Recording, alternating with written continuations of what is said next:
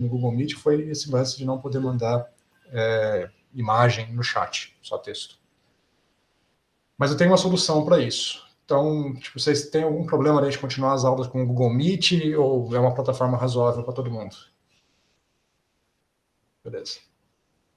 Agora, assim, eu acho que o Meet, pelo menos nas reuniões do grupo, ele estava tendo limite de 1 hora. Não sei se vocês tiveram o Não, mesmo problema.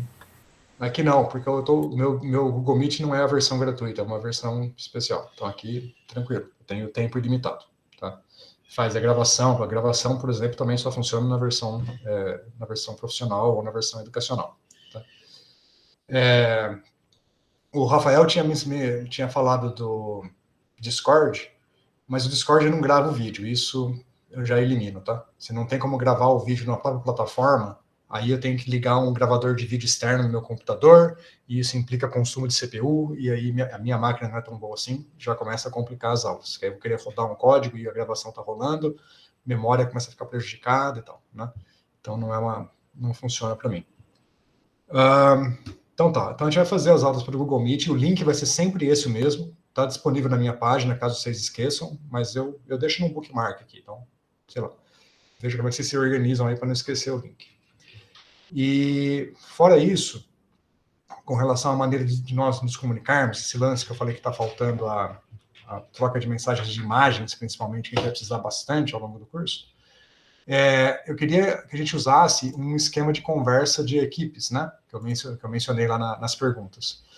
O mais usado é o Slack, né? É uma plataforma que é muito utilizada no ambiente profissional, fora da universidade. Quem trabalha com desenvolvimento de software ou com análise de dados, com data science em geral, e bom, qualquer empresa de tecnologia, em geral, usa o Slack ou alguma coisa muito parecida com o Slack para a comunicação da equipe.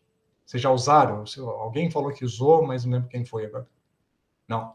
É muito simples, tá? E é bem versátil. Só que eu estou usando o Slack com a turma da graduação, mas aqui eu vou propor que a gente use um outro sistema, tá? Eu vou mostrar, acho que agora é melhor eu compartilhar a tela para vocês verem do que eu estou falando. Só um segundo. Tela inteira.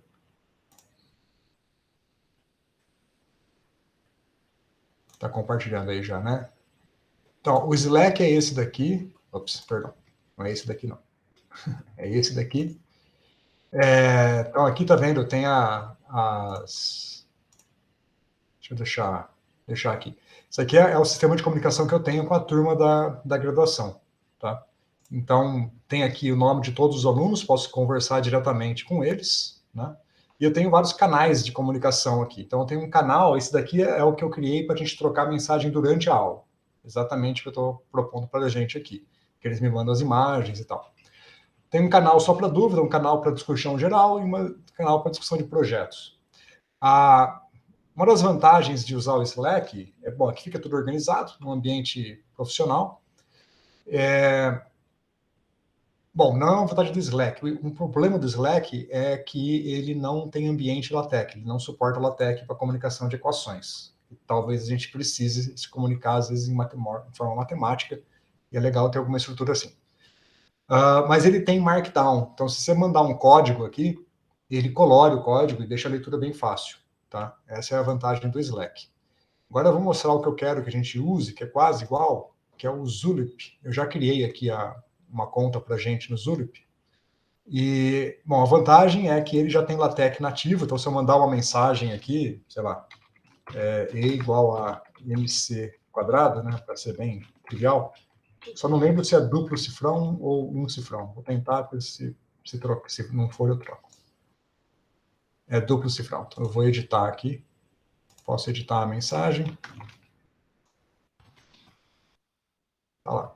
Então veja, ele transforma converte o código LaTeX em LaTeX mesmo. Então, para a gente discutir tópicos, discutir física, é um ambiente bem adequado. Outra coisa é que ele suporta Markdown, né? Não sei se vocês conhecem Markdown, mas eu posso formatar meu texto, por exemplo de código, vou pôr um título aqui, e vou mandar um código Python aqui, por exemplo.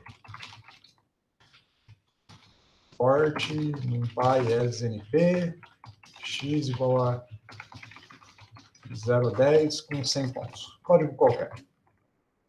Quando eu envio o código, olha lá. Ele colocou um título, tá vendo? Ó? Ele deu uma estrutura diferente aqui para o cabeçalho, que eu coloquei em negrito, no formato de título, e o código vem aqui coloridinho, tá? Isso daqui o Slack também faz, mas é chato fazer isso aqui no Slack. Não funciona muito bem, meio complicadinho. Aqui é nativo. Então, toda a formatação de texto do Zulip é baseado na formatação de texto do GitHub, que é um dos mais utilizados no mundo de desenvolvimento, né? Desenvolvimento de códigos em geral, seja ele na área acadêmica ou não. Então, é bem interessante. Então, a gente pode organizar, eu posso criar vários canais aqui, um canal geral para discussões abertas e um canal para discussões de tópicos específicos. Dá para criar e organizar muito bem. Tá? Dá para mandar imagens, dá para mandar o que for necessário aqui. Então, esse aqui é um ambiente bem interessante para a gente manter uma comunicação. Por exemplo, as dúvidas que vocês vão ter, vocês podem mandar as dúvidas num canal de dúvidas aqui que todo mundo pode ler, e com isso, além de eu responder, outro pode responder com uma forma alternativa, tal. A gente pode criar um ambiente bastante intenso aqui, que a gente pode discutir, trocar links, trocar ideias, fora do horário de aula. Sacaram? Então, eu vou mandar já para vocês um link para vocês entrarem aqui, vocês vão ter que criar uma conta e tal, mas não precisa fazer agora, não. Vamos conversar um pouquinho mais, qualquer coisa, mais tarde, vocês criam uma conta. Vou deixar aqui, tá no chat já. Se alguém quiser ir criando a conta enquanto a gente conversa, pode ir criando, mas não precisa fazer, não é obrigado a fazer agora, não. O Zulip não precisa instalar, vocês podem rodar direto no navegador, mas se instalar, né, aí tem notificação, tem tal, fica um pouco mais integrado. Tudo bem? Alguma dúvida nessa estrutura? Tranquilo? Acho que ninguém vai ter nenhuma dificuldade aqui, né? É bem fácil de usar. Bom, agora vamos falar sobre o curso em si, tá? O que vocês esperam do curso? Eu mandei uma pergunta lá para vocês, aí tiveram várias respostas, né? Vocês responderam, basicamente, alguns responderam que não têm muita experiência com programação, outros têm um pouco mais de experiência com programação. E o que eu espero do curso? O que eu estou querendo fazer nesse curso? Bom, é a primeira vez que eu vou dar esse curso, é a primeira vez que a gente dá esse curso na UFO, e se vocês procurarem na internet, esse curso não existe em muitos lugares, né? É um curso que a gente vai tentar fazer aqui, e a gente vai descobrir o que é interessante fazer ao longo do semestre. O que é possível fazer também, né? Porque vocês receberam aquela ficha que eu mandei com a lista de projetos, né, possíveis. Aquilo lá é surreal, né? Não dá para fazer tudo aquilo, não dá para todo mundo fazer tudo aquilo. Mas se a gente quebrar e cada um fizer um trecho, aí talvez dê para fazer tudo aquilo. Aí a gente tem que pegar os interesses de cada um de vocês. Imagina, por exemplo, o Rafael trabalha com cadeias de spin, né? Então, de repente, o Rafael não queira pegar um projeto de cadeias de spin e o Pedro, que nunca trabalhou com cadeia de spins, queira aprender um pouco mais. Então, o que a gente faz? Bom, o Pedro vai desenvolver um projeto e o Rafael, que já sabe um pouco do assunto, pode dar uma mão para o Pedro. Manda um link, um tutorial, alguma informação que pode ajudar. E a gente vai, e eu quero que seja o mais dinâmico possível, assim, tá? E várias outras experiências, né? Cada um de vocês tem experiência numa área diferente. Eu não conheço todos, né? O Bruno, eu conheço da TCC, que eu participei da banca, mas só sei que tem experiência com programação, mas não conheço tanto. Midana, estou conhecendo hoje. Jefferson conheço um pouco mais. Pedro e Gustavo também conheço um pouco mais. O Emanuel também não conheço muito da experiência. O Ismael, obviamente, eu conheço porque é meu aluno. Então, cada um tem experiência numa área. Por exemplo, de novo, o Pedro e o Gustavo com certeza não vão querer fazer um projeto de DFT, mas podem ajudar, sei lá, o Bruno, o Ismael, a desenvolver alguma coisa com DFT, dar umas dicas, só tirar dúvida, né? Então, essa dinâmica eu acho que é necessária nesse curso. É uma dinâmica que existiria num curso presencial e não está existindo no curso remoto. A gente precisa tentar estabelecer isso. Uma maneira de a gente tentar é através do Zulip, ter essas conversas abertas, criar tópicos, que vocês podem criar canais também lá. E aí vocês podem manter uma discussão ali o mais fértil possível, tá? Como é que vai ser esse desenvolvimento? Bom, como eu disse, tem gente que respondeu lá no meu questionário que tem pouca experiência em programação, tem gente que já sabe programar, vamos só desenvolver projetos específicos, né? Então, nas aulas, principalmente no começo, talvez as 3 primeiras semanas, eu quero dar aula de programação, fundamentos. Então, resolver problemas bem simples, tá? Resolver equação diferencial, resolver um probleminha de estatística, de, sei lá, né, uma dinâmica de gás, gás ideal, coisas assim, né? Projetos básicos. E depois a gente começa a ir para projetos mais avançados. Aqueles que já têm experiência com programação, aí o legal seria assistir às aulas, porque pode aprender algo novo, mas já começar a fazer algo mais interessante. A gente já pode sentar, conversar e procurar naquela minha ficha da disciplina tópicos que cada um de vocês se interessem para a gente começar a fazer o desenvolvimento. E passando essa etapa de introdução a alguma linguagem de programação, aí a gente vai ter as aulas mais focadas em uma dinâmica de discussão e dúvidas. Então, bom, tem os tópicos de física de estado sólido em si, que talvez a gente tenha que discutir, tá? Então, sei lá, tem um projeto lá que eu coloquei que é para rodar DFT. Além de rodar DFT, a gente pode fazer o nosso próprio código DFT, certo? Uma versão simples, que faz pouca coisa, né? Mas que ilustra todos os fundamentos de DFT. Nesse caso, eu daria algumas aulas sobre o fundamento de DFT e sobre as técnicas de programação necessárias para vocês implementarem o código. Então, a gente vai nessa dinâmica e para qualquer outro tópico, né? Eu dou aula alterno aula sobre os fundamentos da parte numérica necessária e da parte de física que está por trás do projeto em si. E vamos levando assim, tá? Então, não tem uma sequência lógica preparada para o curso. A gente vai tentar estruturar na base da onde estão as dificuldades de cada um e como desenvolver os projetos propostos. Tudo bem? Pode falar, Rafael. Uma pergunta aqui, eu consegui abrir o link no browser, só que aí eu instalei o desktop aqui. Como é que eu faço esse Organization URL? Onde que eu encontro ela? É esse 29678 comp? Perdão, você encontra o quê? Organization? É a URL da organização aí. Eu não sei se é esse. Então, o que eu abri no browser, pelo link, né? Pelo link aí eu fiz o sign up e tal, mas para abrir no aplicativo desktop, tem que colocar lá na Organization URL. Qual que é exatamente? É essa mesma que você mandou? Comp Solve State? Deixa eu ver aqui como é que fica. É o comecinho do link. Comp, solo, state. Isso, deu certo aqui. .com. Beleza. Só Valeu, deu pegar certo aqui. o começo do link. Show. Achei que ele... tá. Porque quando você abriu o desktop, ele não carregou automaticamente? Isso, exato. Ele abre para colocar ali o... Tá. Beleza. Bom, mas foi, né? Então, já apareceu aqui como membros o Midana e o Rafael. Tá? Beleza. Vou apagar essas mensagens que eu tinha colocado aí. Tá? Aproveitar que eu abri aqui. Beleza. Bom, certo. Então, a dinâmica vai ser mais ou menos essa. Agora, um outro tópico que a gente precisava estabelecer aqui é a linguagem de programação. Como o curso é baseado em projetos, eu não vou me opor a cada um programar numa linguagem de programação que já domina, tá? E para quem precisa de aula de linguagem de programação, precisa aprender alguma, aí eu vou dar aula de Python, certo? Eu não domino o Fortran, eu sei ler código Fortran, mas eu não sei escrever, não domino a linguagem de forma fluente, né? Consigo ler, mas não consigo escrever bem em Fortran. C, C++ eu domino bastante e Python também. Então, quem tiver dúvidas da linguagem de programação, eu consigo ajudar em C, C++ e Python. Em Fortran eu consigo ajudar com a lógica, mas não com a sintaxe. Tá?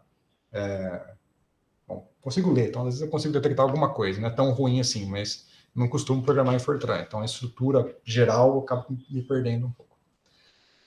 Daqui, vocês têm uma linguagem preferida que vocês dominam? Porque nem todo mundo respondeu o questionário. O que vocês me dizem? Pode responder no chat, se quiser mesmo.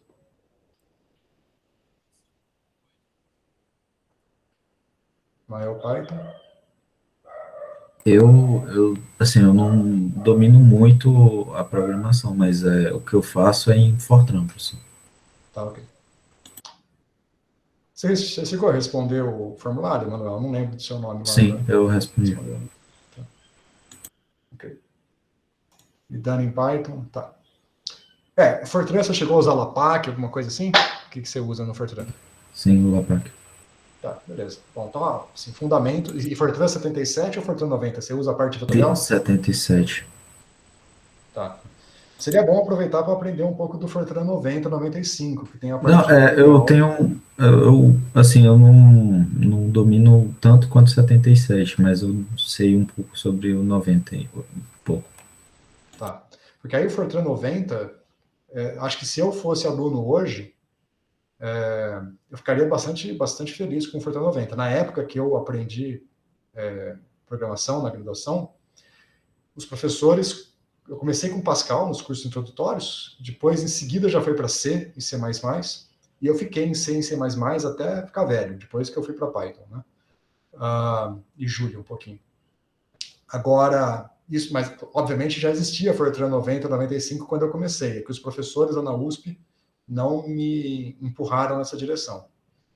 Mas hoje, que eu estudei um pouquinho de Fortran 90, 95, eu acho que se alguém tivesse me empurrado o Fortran 90, 95 lá na minha graduação, eu teria realmente me conquistado, mais do que C, C++, porque para a linguagem científica, é de longe mais apropriado por causa dessa parte vetorial, né? Trabalhar com matrizes de forma natural, vetores de forma natural, que em C não é. Em C é uma desgraça trabalhar, a não sei que você vai para o C++ com armadilho, mas aí é um pouco mais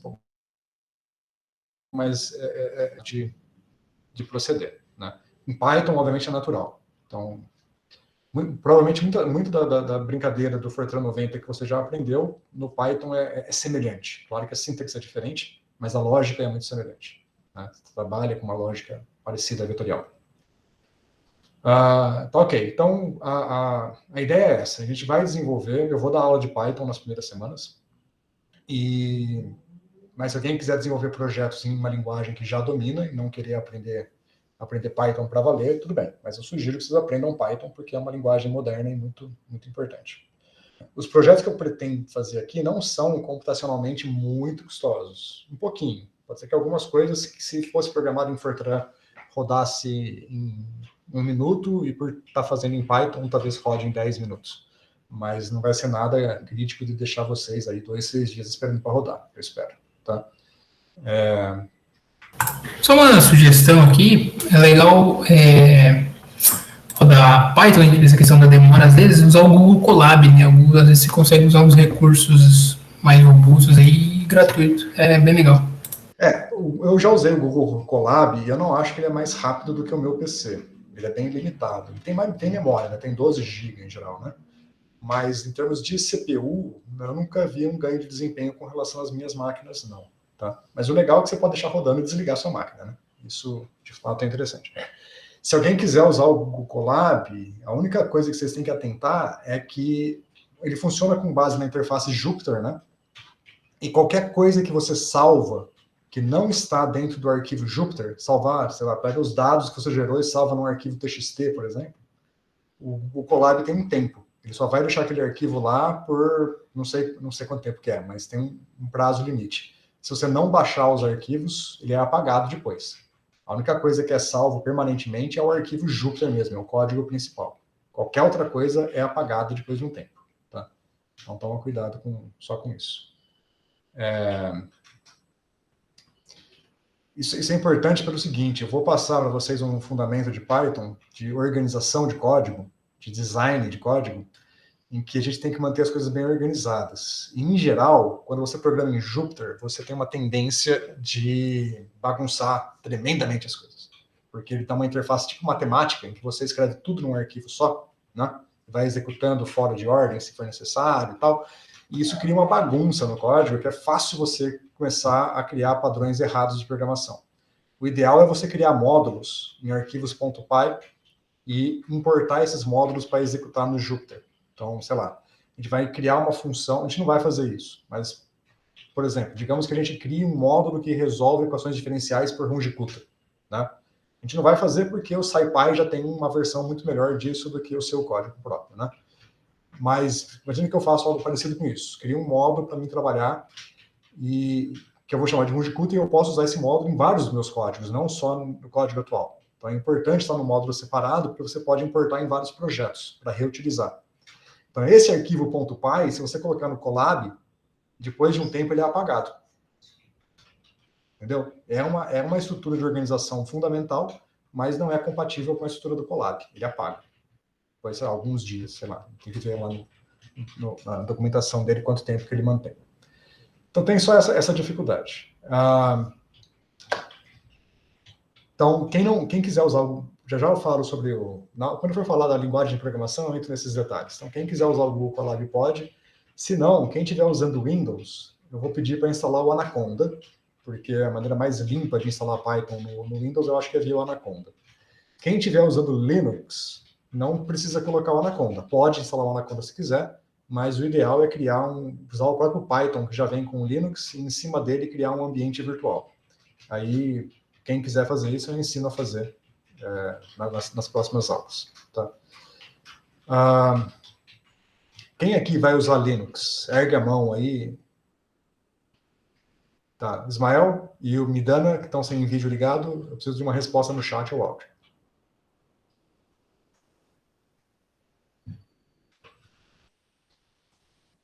Ismael vai usar Windows com WSL, é Linux, né? Então, mas se você for usar não precisa do WSL, você pode instalar o Anaconda, mais fácil, tá? E o Midana vai usar Windows ou Linux, Midana? Windows. Então, melhor você instalar o Anaconda também, tá? Se precisar, eu mando o link. Beleza, ótimo.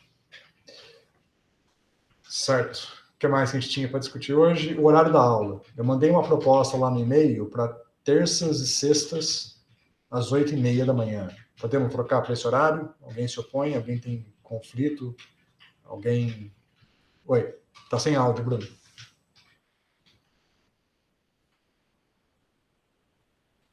Bruno, eu não ouvi, cara. Você tá sem áudio.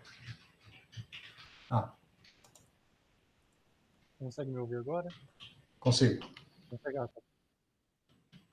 Professor, eu tenho um conflito na sexta-feira porque a aula de tópicos de física experimental está marcada para esse horário. Não sei se o professor vai chegar a mudar, mas como ainda não teve aula, eu não sei se pode pegar esse horário já. Tá, o Midana tem aula na terça-feira de manhã.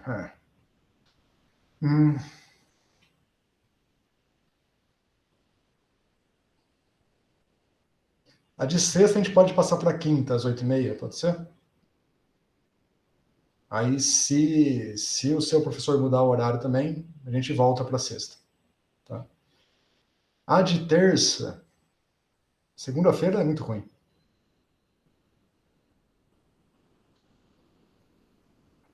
Quarta é muito perto de quinta. Alguém tem uma sugestão aí? Terça-feira não dá. Eu queria que fosse de manhã. De manhã era mais fácil para mim.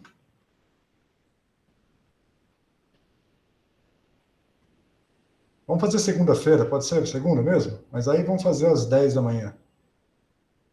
Tá? Começo da semana é meio complicado. Então, vamos fazer segunda e quinta às 10 da manhã, pode ser? Todo mundo pode? Que aí fica um bom espaço entre uma aula e outra, porque se você faz em 2 dias seguidos, não dá tempo de vocês desenvolverem alguma coisa. Então, aquela pergunta de sempre, a presença não vai ser cobrada, né? Não. Agora, de quinta a 10 horas também? Vai ficar o mesmo horário. Fica mais fácil de criar um padrão. Estou conferindo com a pessoa aqui do lado, peraí. Não? Também. Aceitou. Então, o Rafael perguntou da presença. Eu não vou cobrar presença, mas os projetos que Bom, esse é o próximo tópico que eu queria passar. Os projetos que a gente vai desenvolver, eu não quero que vocês entreguem simplesmente a figura e o código deu certo. Eu vou pedir para vocês apresentarem os projetos. Tá? Então, tem que vir. Quando tiver a apresentação, eu quero todo mundo, não só quem vai apresentar. Então, nessas aulas, eu vou pedir para vocês participarem até por vocês vão aprender vendo o projeto dos outros também. Então, faz parte da aula, faz parte do conteúdo. As outras aulas vão estar gravadas, então vocês podem sempre assistir em qualquer horário, não tem muito problema. Agora, se eu chegar aqui e não tiver ninguém, eu não vou dar aula vazio, né? Então, tipo, faltou uma aula ou outra, tudo bem, mas tenta vir, porque senão a dinâmica se perde. As aulas vão ficar em qual plataforma, professor? No YouTube. Tá? Eu vou fazer uma playlist no YouTube e ela vai ser não listada. Então, a não listada vocês só acessam com o link. Mas o link vai estar na minha página. Só não vou deixar aberto para... Porque vai ter conversas nossas, né? Então não vou deixar aberto para todo mundo no YouTube, não. Só para quem tiver acesso ao link direto. Certo? Bom, eu acho que de fundamentos é isso. A avaliação do curso vai ser com base nos projetos. Então eu vou dar nota para cada projeto, nota final, a média dos projetos. Quantos projetos a gente vai desenvolver? Bom, vai ter umas listinhas também que eu vou passar, tá? De fundamentos, né?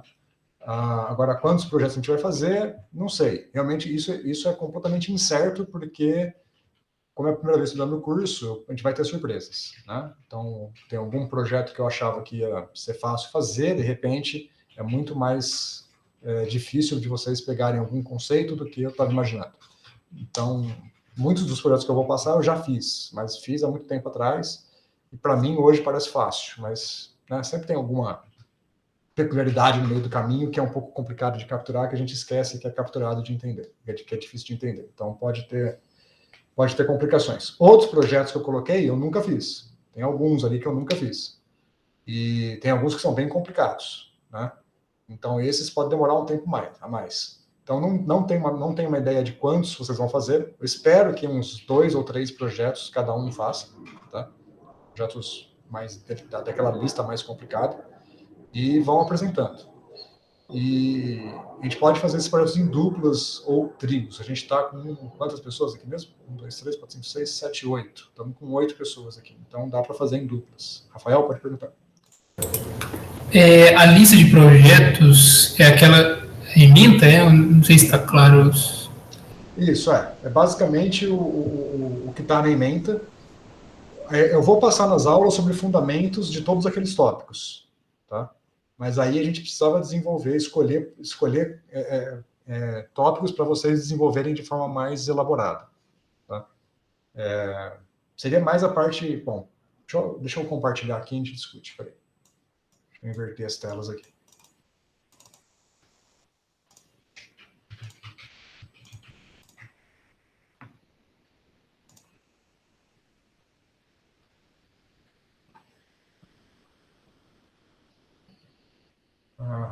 Tá aí, né?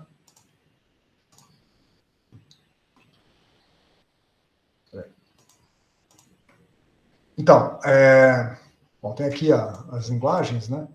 Aí, esse daqui, por exemplo, elétrons no potencial fraco, esse a gente vai fazer todo mundo, tá? Esse aqui vai fazer parte dos fundamentos. A gente vai tentar resolver alguns desses modelos, que é basicamente variações do modelo de Chronic Penning, certo? Então, vamos resolver alguns hamiltonianos usando esse tipo de estrutura, outros via KP, outros via tight binding. Tight binding entra aqui, certo?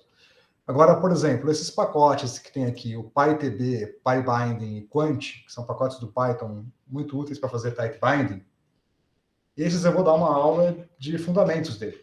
Como fazer o mais elementar, construir um sistema e traçar as bandas. Agora, esses programas são capazes de fazer muito mais do que isso. A gente pode discutir, quem estiver interessado em aprender a usar esses pacotes, a gente pode preparar um projeto onde vocês vão muito além. Vão realmente ir atrás das capacidades desse pacote e apresentar um seminário aqui para todo mundo, por exemplo, apresentando tudo que esses caras podem fazer, além daquilo que eu ensinei. Então, seria um exemplo, por exemplo, né? Então, aqui o que a gente vai fazer é isso daqui, ó. Eu vou ensinar a calcular a estrutura de bandas e a densidade de estados através desses pacotes. Qualquer coisa além disso vai ficar para vocês complementarem. As propriedades de transporte. Matriz de transferência é um método numérico simples que a gente vai ver. E aí depois, aqui o método de Landau-Butcher Eu vou ensinar os fundamentos analíticos e vocês podem fazer cálculos multiterminais de transporte usando esses programas, por exemplo. Então, como é que eu calculo o transporte com vários eletrodos para uma geometria de uma barra Hall? Como é que eu calculo a voltagem local e não local usando esses pacotes aqui? Principalmente nesse caso aqui, o principal pacote seria o Quant, que faz isso melhor. As funções de Green recursiva, eu vou ensinar a vocês calcularem a densidade de estados. Tá? Não vou ensinar a calcular a condutância, mas vou dar os fundamentos para isso. Então, um projeto pode ser fazer o cálculo da condutância através de funções de Green recursivas. Tem papers sobre isso, passo os papers e a gente vai estudando. Então, sempre complementando alguma coisa. Aqui, que entra na parte mais delicada, né? O método de Hartree-Fock é difícil de implementar. Esse, eu vou passar só a teoria, os fundamentos. Se alguém quiser implementar, fica como um projeto para uma molécula, por exemplo. Dá para implementar Hartree-Fock para moléculas. Os fundamentos de DFT e a execução do DFT, por exemplo, para postos quânticos de GAS. Esse é o meu doutorado, na verdade, esse assunto. E esse eu sei fazer, né, de cabeça. Agora, é interessante alguém desenvolver esse projeto. Tem bastante coisa interessante por trás desse projeto aqui. Então, isso eu vou, de novo, ensinar os fundamentos, mas a implementação vai ficar por conta de vocês. Tá? Isso toma tempo, seria bom alguém fazer. O Quantum Expresso. Se alguém quiser aprender a rodar Quantum Expresso e ensinar os outros, tudo bem, mas tem que ser alguém que não sabe rodar Quantum Expresso ainda. Então, o pessoal do grupo do Hiroki e do Tomé está fora desse projeto.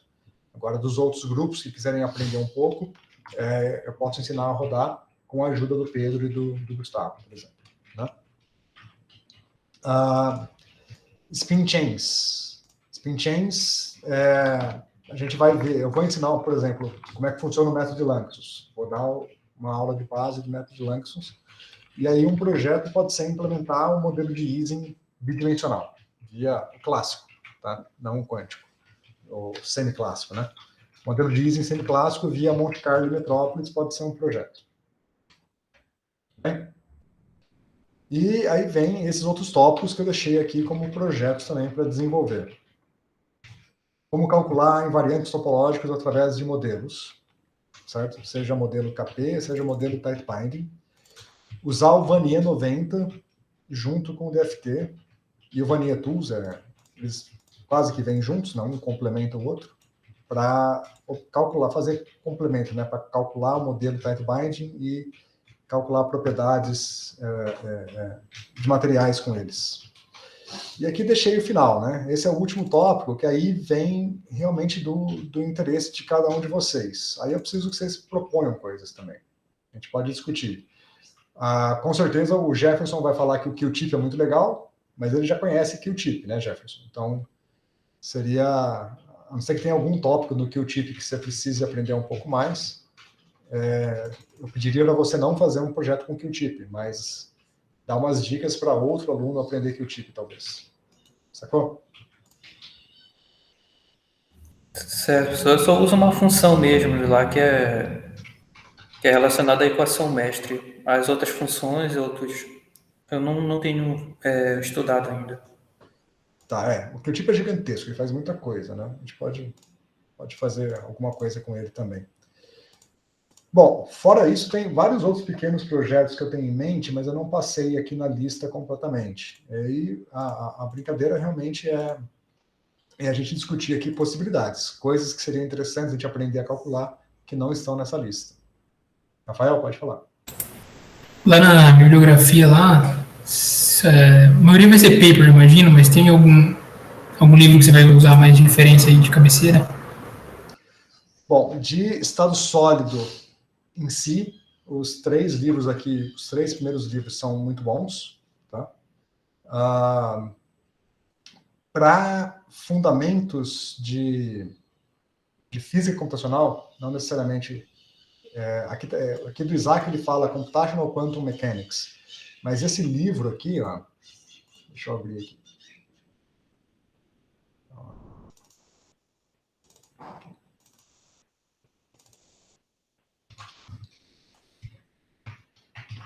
primeiro capítulo dele, bom, ele tem um capítulo inteiro sobre Fortran e um capítulo inteiro sobre Python, tá? Que é introdutório. E sobre precisão numérica também, né? Aí depois o que segue, ele tem uma seção 2 sobre métodos numéricos. Ele fala para física quântica, mas é métodos numéricos para computação, para física computacional mesmo. Então, achar raiz, equação diferencial, integração numérica, problemas de alto valores e transformada de Fourier.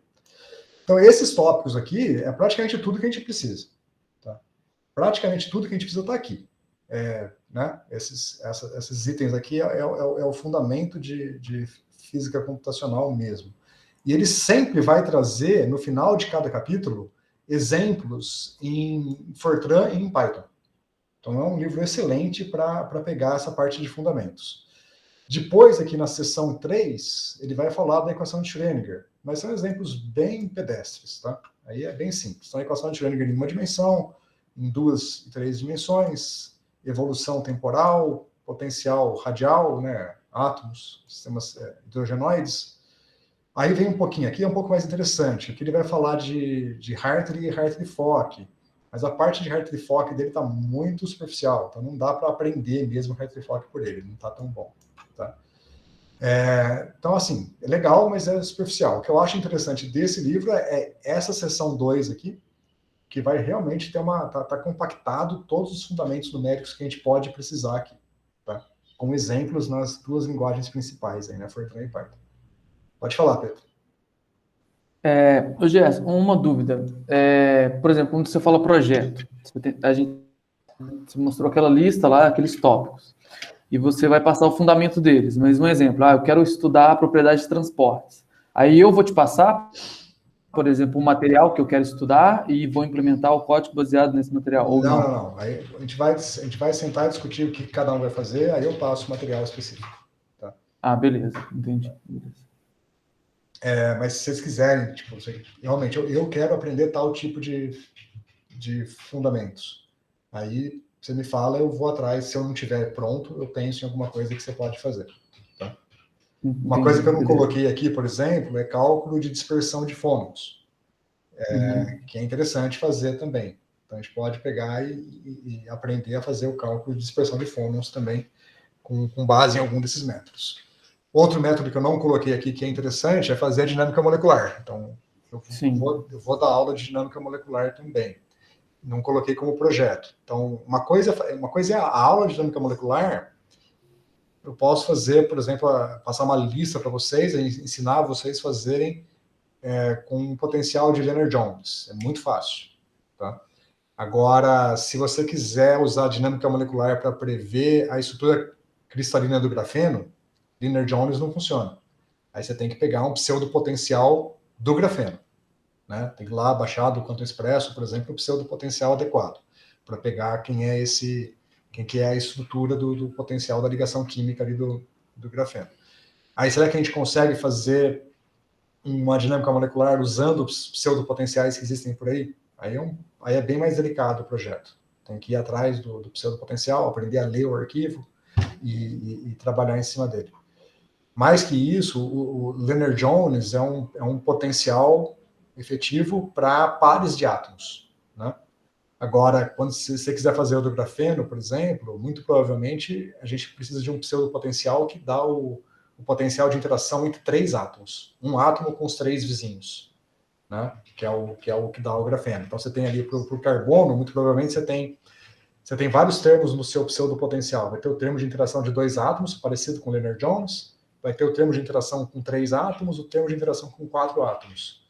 Aí, dependendo da estrutura que você coloca o carbono, pode ser que prevaleça no seu mínimo de energia a interação de 3 átomos, que vai te dar uma hibridização sp2. Né? Agora, se você colocar o sistema em 3D, ele vai formar uma hibridização de 4 átomos, que para ser estabelecida precisa do pseudopotencial que conecta 4 átomos. Tá? E qual desses termos domina depende da configuração inicial. Então, você nunca vai prever grafeno com um potencial de 2 átomos. Você precisa de um sistema de 3 átomos. Né? Então, tem várias delicadezas que vão além de um fundamento básico. Dado uma aula básica sobre o assunto, dá para complicar tremendamente num projeto mais elaborado. Né? Aí o quanto complicado vai ser, depende um pouco aí das nossa dinâmica. Certo? Certo. Bom, então esse livro aqui que eu falei, que é o do Isaac, é um que eu gosto muito por causa desse capítulo. Tá? Os outros aqui, o Tinsen, Giordano, Koning, Landau e o Pang, todos eles têm capítulos interessantes sobre algum assunto, mas nenhum deles é fantástico sobre tudo. Então, você pegar aqui o Thyssen,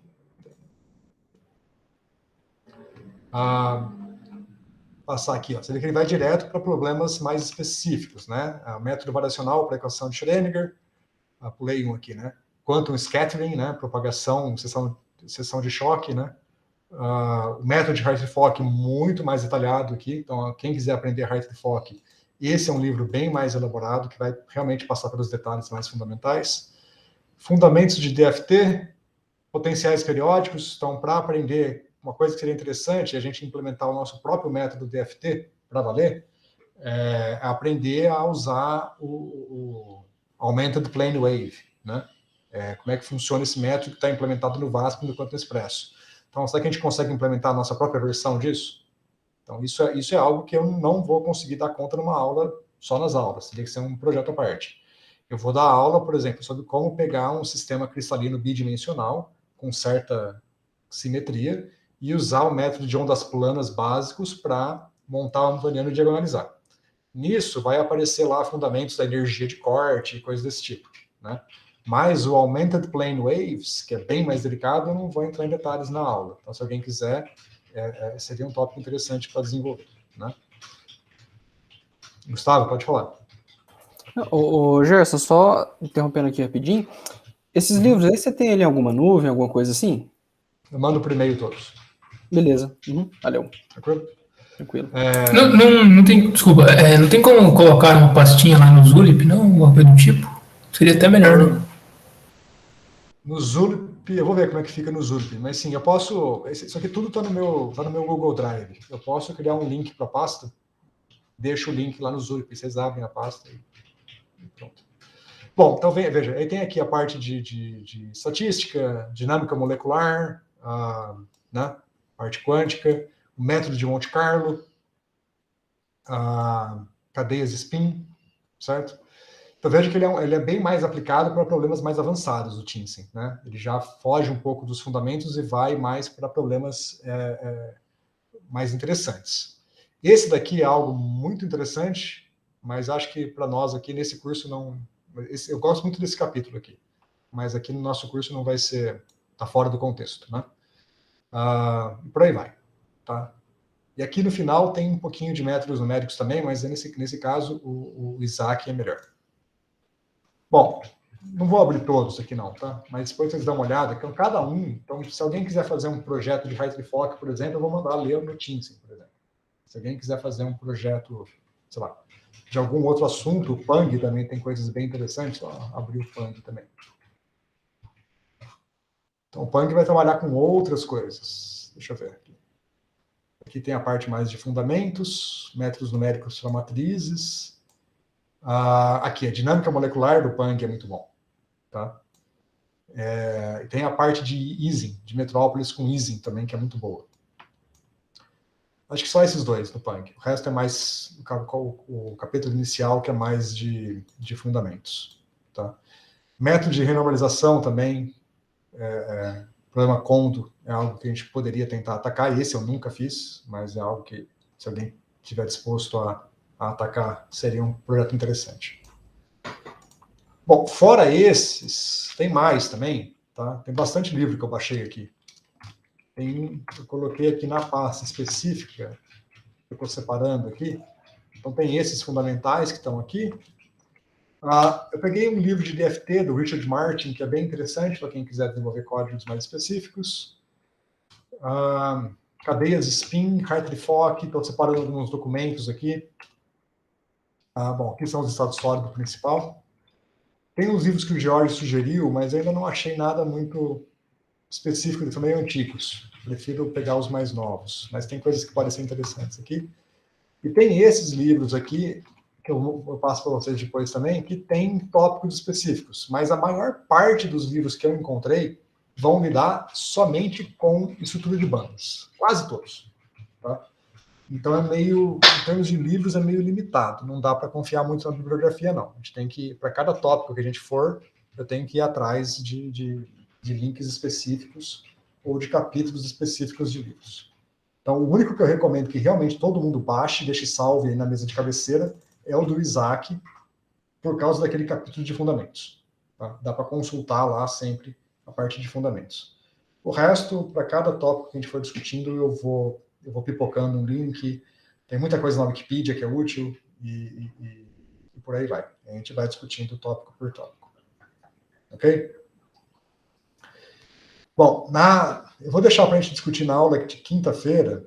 Então, quinta às 10 a gente vai ter aula de novo essa semana, tá? Na aula de quinta... Agora eu acho que ia ter uma reunião com o Werneck, que ele mandou um e-mail na quinta agora. Eu não sei o horário. Só essa. Ah, é verdade. Só essa aqui, como é que chama o coordenador? O Werneck, ele tinha marcado, já tinha um tempo, não lembro que dia que é. E é 10 horas, quinta-feira. Pode começar mais cedo, não sei se todos poderiam. Vamos marcar para as 8h30, que eu vou pedir para vocês, de hoje para quinta, só pensarem nesse ponto que eu falei. Que tipo de projeto vocês gostariam de desenvolver? Então, eu queria que vocês me respondessem na quinta-feira isso, cada um de vocês. Tá? Que tipo de tópico de estado sólido computacional que não é do meu mestrado, do meu doutorado, mas que eu gostaria de aprender. Certo? A gente pode fazer depois, ao longo do curso, tópicos mais voltados ao mestrado e doutorado de vocês também. A gente vai acabar vendo, mas eu queria que a gente tentasse fugir um pouco da caixinha. Cada um tentasse procurar alguma coisa fora do que está fazendo. Pode falar, Pedro. Gerson, na quinta às 9 eu tenho um compromisso que eu já tinha marcado. Aí eu vou ter que dar uma saída mais cedo. Não, tudo bem. Beleza? Pedro? Oi? Perdão, desculpa, o Bruno. Professor, desculpa, na quinta-feira eu estava olhando aqui, eu também tenho um compromisso. E quando marcasse às 10, não teria problema, e por isso que eu aceitei. Tá bom. Então, pessoal, vamos fazer o seguinte, a gente conversa essa semana pelo Zoom. Senão vai dar, não. Tá difícil o horário. E aí a gente continua, então, na terça que eu marquei, né? Ficou para terça-feira, né? As aulas. Segunda e quinta. Segunda e quinta. Obrigado. Então, segunda e quinta, às 10 horas. Vou marcar antes que eu esqueça aqui. Então, essa semana a gente vai conversar mais pelo Zoom. Então, eu queria que vocês... Eu vou criar um canal lá, possíveis projetos, e aí cada um escreve lá que tipo de projeto gostaria de desenvolver. Então, vocês vão pensando de hoje até quinta-feira, ou de hoje até semana que vem. Vamos discutindo para ver que tipo de coisa interessa a cada um de vocês. E aí eu vou guiar as aulas a partir disso. Bom, aí então vamos começar na semana que vem para não ter esse problema de horário. E aí, então, o que eu vou fazer a partir da segunda-feira que vem é dar aula sobre fundamentos de Python. Então, só que não vou ser muito fundamental não, tá? Vou mandar um link para vocês se adiantarem na parte de fundamentos. E aí a gente vai trabalhar com alguns exercícios. Então, resolver uma equação diferencial, achar a raiz de uma função, só para realmente pegar a estrutura da linguagem. Tá? E a gente vai alternando. Vou pegar, sei lá, vamos ver como é que vai ser a dinâmica. Eu quero ver como é que está cada um aqui na parte de programação. E eu vou passar umas listinhas desse tipo, para vocês resolverem alguns problemas usando Python bem específicos. Vou passar as mesmas listas que eu passei para o pessoal da graduação, para verificar como é que vocês estão aí na linguagem de programação, se vocês se viram sozinhos ou se eu preciso ajudar um pouco mais em algum tópico ou outro. E aí, a partir da semana que vem, a gente começa a discutir isso mais especificamente. Aí o que eu espero é que a gente fique no máximo 2 semanas discutindo essa parte de fundamentos de Python, e em seguida eu começo a entrar aqui no que está na tela, né? Quero entrar aqui no potencial fraco. Esse aqui, por exemplo, é um capítulo do Ashcroft-Murray, o fundamento do elétrons no potencial fraco. Agora, como é que eu pego esse cara e implemento numericamente? Então, vamos começar, por exemplo, tentando calcular a estrutura de bandas do grafeno, por exemplo. Não vamos começar com o grafeno de cara, vamos fazer uma coisa unidimensional primeiro. Depois que a gente for para a parte bidimensional, a gente faz um sistema quadrado e um sistema hexagonal. E aí, como é que fica a estrutura de bandas? A gente consegue ver aparecer o cone de Dirac do grafeno, não vai ficar com a velocidade de Fermi correta, porque a gente vai fazer um modelo bem simplificado. Para ter a velocidade de Fermi correta, tem que ter um pseudopotencial adequado e tal. Mas será que pelo menos pegar a parte de simetria dele, pegar a banda cônica é um fundamento de simetria. Então isso deve aparecer naturalmente. E a gente vai ter que pegar, diagonalizar esse hamiltoniano e fazer o gráfico da estrutura de bandas. Tem que fazer um caminho no espaço K. O pessoal do DFT faz caminho no espaço K direto, mas eles falam para o Quantum Express ou para o VASP fazer isso e os programas já cospem os dados prontinhos. Será que eu consigo eu mesmo implementar um caminho no espaço K e calcular a banda em cada um daqueles pontos? Entenderam a diferença? Porque a gente vai fazer na mão as coisas, a gente vai ter que realmente implementar o código e traçar isso. Então tem uma série de fundamentos aqui atrás que acabam sendo mais delicados. Tudo bem? Alguma dúvida, gente? Mais algum detalhe para discutir hoje?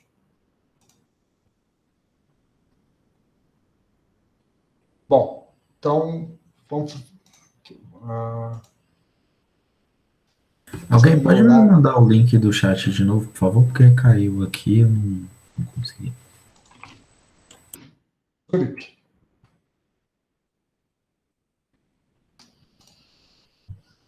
Isso daí.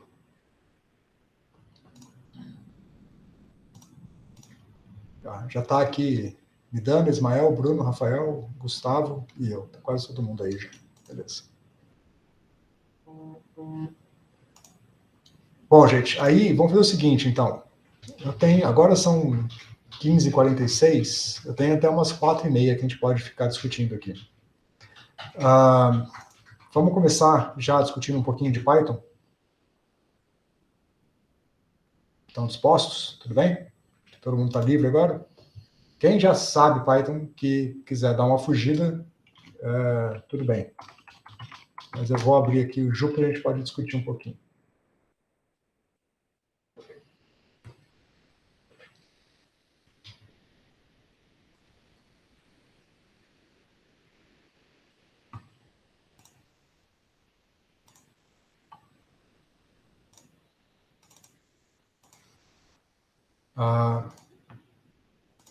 Bom, deixa eu começar fazendo perguntas. A interface Jupyter, todo mundo está familiarizado?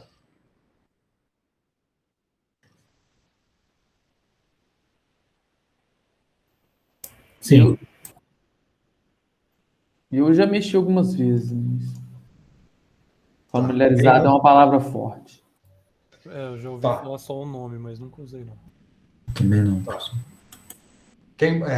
Mas vocês já programaram em Python, vocês usam outras interfaces, Spider, PyCharm e coisas assim, é isso? Sim, o PyCharm eu já usei. Tá, então... Bom, qual é a vantagem de trabalhar com o Jupyter? Deixa eu abrir o Spider aqui só para a gente comparar. VS Code ninguém usa? Vocês podem trabalhar com o VS Code, ele consegue abrir arquivos Jupyter também. Tem uma extensão lá que é bem prática. Então pode trabalhar com o Jupyter dentro do VS Code. Aí fica bem interessante. Bom, a diferença é o seguinte. Eu vou fazer um código bem trivial aqui, só para a gente estabelecer. Então vou fazer Se alguém tiver dúvida em qualquer um desses comandos aqui, mesmo que seja dúvida assim, eu sei usar, mas tem uma dúvida mais superficial, pode falar, tá?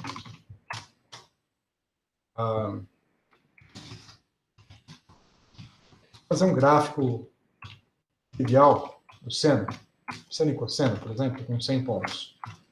Vamos fazer...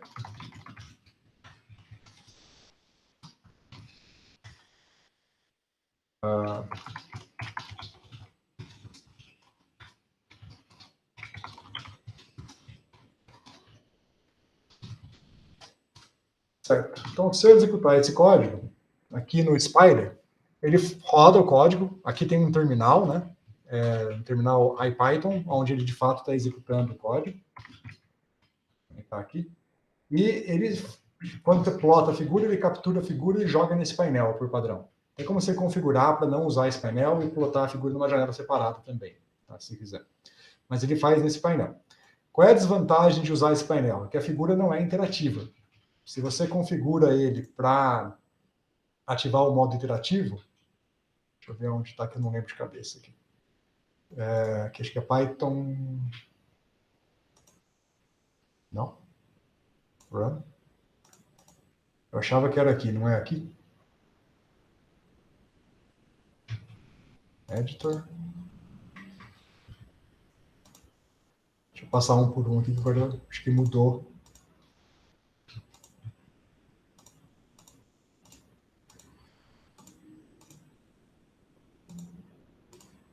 Ah, tá aqui, foi para o final, aí Python Console. Então tem aqui a Python Console, Graphics, aí aqui eu posso escolher o módulo, né? O back-end, que é o que vai ser utilizado para fazer o gráfico. Então o inline é esse que captura aqui. Se eu trocar para o... Deixa eu pôr o Qt5, por exemplo, vamos ver.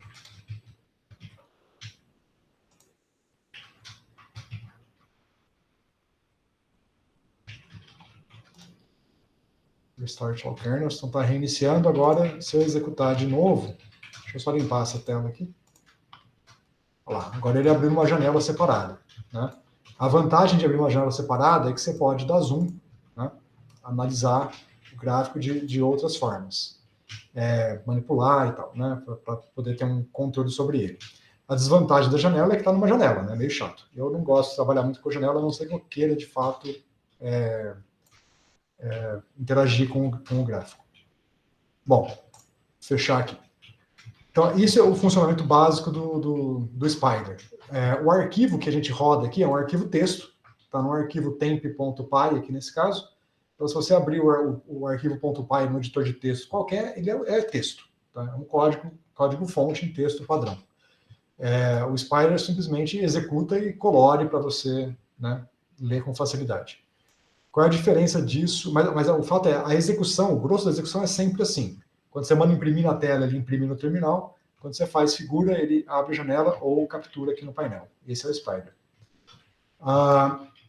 Eu vou copiar esse código agora para o Jupyter. Então, no Jupyter, a primeira coisa é que eu posso quebrar isso daqui em células. Então, a primeira célula, tipicamente, a gente importa os módulos que vão ser utilizados no programa. Então, e aperto o Shift Enter para executar. Então, aqui ele já executou essa célula, e aqui eu vou executar essa segunda célula que vai calcular os pontos e fazer o gráfico. Quando você executa, ele integra a figura dentro do próprio Jupyter. A vantagem de usar o Jupyter bom, está tudo integrado aqui, mas no Spider também estava integrado, né? Estava aqui a figurinha aqui no painel. Certo? Então, a princípio não parece ter diferença. Mas a diferença é que esse arquivo aqui, deixa eu abrir aqui, ó, ele não é um arquivo de texto. Ele é um arquivo mais elaborado, é um arquivo .ipython notebook, que é um arquivo XML. Se eu abrir ele num editor de texto qualquer, perdão, não é XML, é JSON, né? Ele vai ter toda uma estrutura, e veja que tem um campo que é a imagem. Então, aquela imagem que a gente acabou de gerar, ela está aqui em binário, mas ela está aqui. Ela está salva junto do arquivo. Então, se eu pegar, e os comandos estão aqui, né? Se você ler, os comandos estão todos aqui, ó. Import NumPy, import matplotlib, o resto deve estar no final, deve estar mais para o fim aqui. Deixa eu ver aqui. Aqui, ó, o código aqui, ó. Source, que é o código, o linspace, o seno e o código do plot. E aqui o dado, junto da célula, tem a imagem. Então, se eu pegar esse arquivo aqui, gerado pelo Jupyter, e mandar para vocês, vai junto o código e a imagem em um arquivo só. Tá? Então, é bem prático para a gente se comunicar. Por isso que eu prefiro usar o Jupyter nas aulas. Fora isso, eu posso adicionar uma célula aqui e trocar o módulo da célula. Tá vendo que está escrito code aqui em cima? Ao invés de código, eu posso escolher Markdown. O Markdown me permite formatar. Eu posso colocar aqui, sei lá, lista 1, enunciado da lista 1, e eu posso usar LaTeX também aqui. É igual a MC quadrado por falta de criatividade. Quando eu executo, ele formata e converte para LaTeX também, automaticamente. Sacaram? Então, o que você pode fazer aqui? Você pode, num arquivo só do Jupyter, fazer a documentação do seu código, explicar a física por trás, colocando aqui uma espécie de relatório no começo, fazer a execução e ter as figuras integradas nele. Essa é a grande vantagem de usar o Jupyter. Tudo bem? Então, no nosso dia a dia aqui, eu recomendo que vocês usem o Jupyter. De novo, você pode fazer isso pelo VS Code também. Né? Só abrir aqui, deixa eu ver como é que está o meu VS Code. Acho que ele está configurado para acessar uma máquina remota. Deixa eu...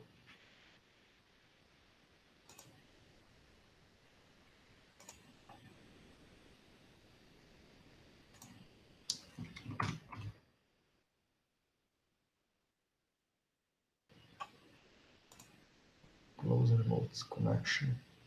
Perdão. Estava configurado para acessar meu servidor. Então aqui eu posso abrir o arquivo, ó, o mesmo arquivo que estava lá.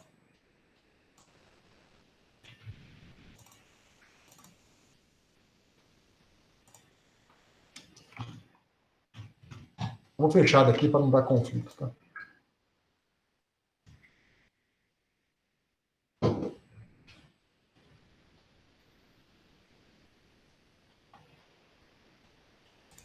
Tá aqui, ó. Então, dentro do VS Code, ele abriu o Jupyter também.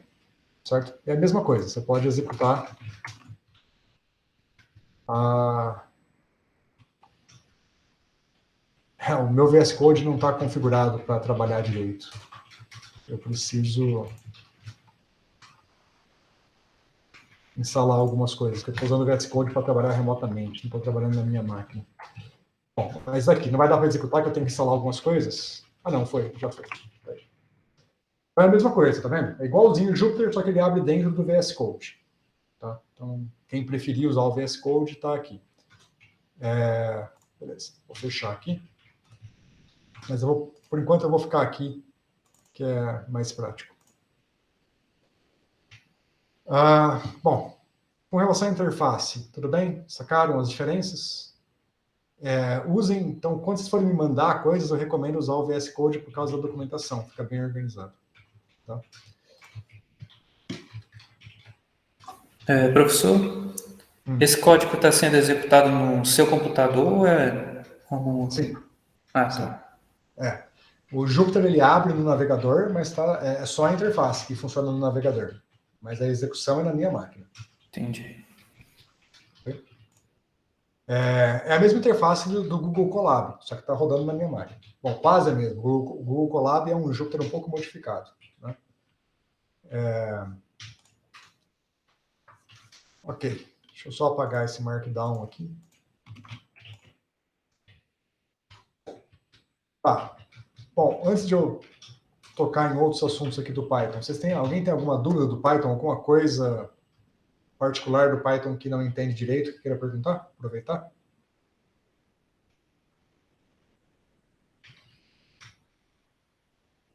Vocês entendem as bibliotecas que eu estou importando aqui? Como é que funcionam os imports, o que eles significam, o que está acontecendo? Comando linspace, vocês conhecem?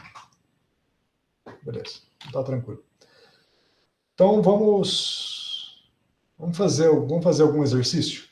Posso passar um exercício para vocês? Vocês têm o Python rodando aí? Ou no Google Colab? Emanuel está falando não? Ou está tranquilo? Tá, beleza. Eu vou abrir aqui a lista de exercício do curso da graduação, para a gente pegar um exemplo.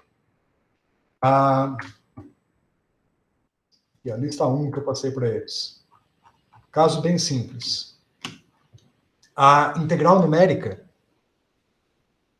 tem vários métodos, né? Tem os métodos de integração de trapézio, de Simpsons e por aí vai. Vocês já fizeram integrais numéricas usando programação, cálculo numérico, algum curso assim?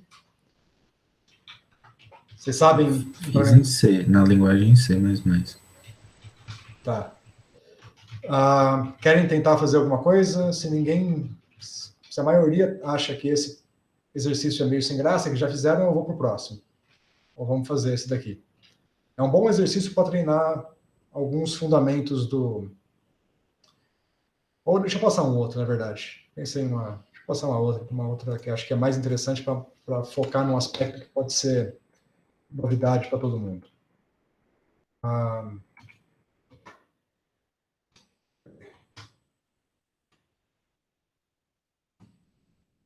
Deixa eu ver aqui, está no arquivo. Está no arquivo de exemplo aqui.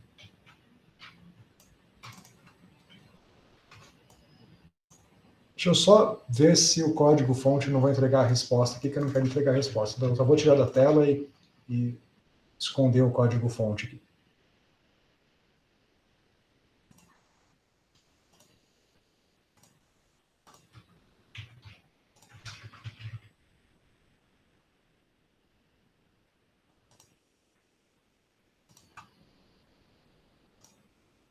Pronto. Vocês já fizeram essa brincadeira aqui? Calcular π via integral de Monte Carlo? Não. Então, isso é interessante para a gente discutir alguns fundamentos do Python, de como fazer um código do Python ser eficiente. Deixa eu passar só uma introdução ao assunto aqui. Então, a brincadeira é a seguinte. Você tem essa área aqui, esse quadrado, de lado 1, a origem do sistema de coordenadas está aqui, e um círculo, mas olhando só para o primeiro quadrante. A área do quadrado é 1. Qual é a área do círculo? π sobre 4, certo? Que é 1/4 do quadrante, né? Quer dizer, 1/4 do círculo, só o primeiro quadrante. Agora, qual é a probabilidade? Acho que a resposta está aqui embaixo, né? Também assim, deixa eu esconder a resposta. Qual é a probabilidade de eu lançar um dardo que vai cair nesse quadrado? Qual é a probabilidade do dardo cair dentro do círculo? Dentro desse quarto de círculo?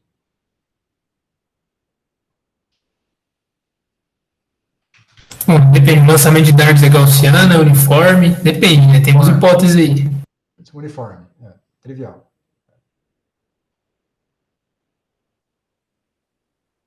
Qual é a probabilidade de cair dentro do círculo? Vocês sabem?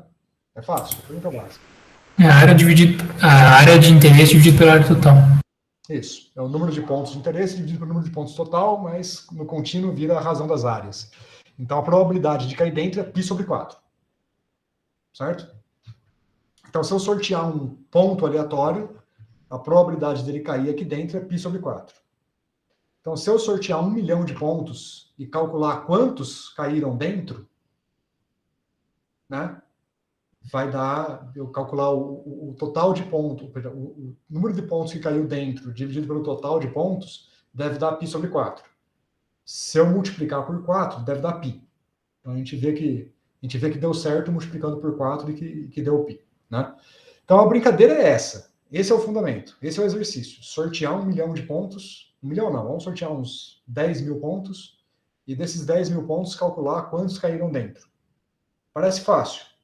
Agora, o que eu quero mostrar para vocês é que, dependendo de como você programa isso em Python, pode ficar lento ou rápido. Então, a brincadeira não é sobre a integral, é sobre como fazer isso ficar rápido em Python. Só para estabelecer aqui a ideia, essa brincadeira, além de calcular o π, é o fundamento que está por trás das integrais de Monte Carlo. Então, acompanha comigo aqui. Ó. Eu tenho que a área do círculo, eu vou falar área do círculo, mas é a área desse 1/4 do círculo, tá? Eu vou me referir sempre. A área desse 1/4 do círculo, eu posso escrever como AC igual a integral dA, só que restrita à região x² mais y² menor que 1, que determina a região do círculo. Essa área, igual a gente viu, tem que ser π sobre 4. Né? Agora, aqui está genericamente, para poder fazer essa integral, eu tenho que especificar quem é esse dA. Então, uma possibilidade é eu trabalhar com coordenadas polares. Se eu for trocar esse dA por polares, vai ser o quê? Vai ser r dr dθ. Certo? Como o meu limite de integração não depende de θ, só depende da coordenada radial, o dθ vai dar 2π. Então vai ficar 2π integral de r dr, de 0 a 1. E a integral de r dr de 0 a 1 dá meio, certo? E com 2, dá 1/4, na verdade, e com o 2π que estava lá na frente, vai dar o π sobre 4. Né? Não é 2π, é só π sobre 2, você só vai até π sobre 2. Né? Obrigado. É π sobre 2 e a integral radial dá meio e com isso dá o π sobre 4. Obrigado. Certo? Então, se eu fosse fazer em polares, era isso. Trivial. Agora, se eu for fazer em cartesianas, eu me ferro, porque esse sistema não tem simetria cartesiana. E como é que eu faço isso em cartesianas? Para eu fazer isso em cartesianas, eu tenho que fazer uma integral de 0 a 1, dx e dy, e eu tenho que colocar uma função que vai delimitar a minha interface, né, o meu domínio. Então eu faço essa função aqui, que o f de xy é 1 se estiver dentro do círculo e 0 caso contrário. Certo? Naturalmente, essas duas integrais são iguais por construção. Eu saio daqui e vou lá por essa restrição. Basicamente, essa restrição que está aqui embaixo é equivalente a essa restrição dada pela função. Agora a gente vai e vamos quebrar essa função. Vamos fazer assim, ó. Imagina que eu pego essa área desse quadrado aqui e eu coloco 2 pontos nesse quadrado. Deixa eu fazer o seguinte, deixar claro aqui.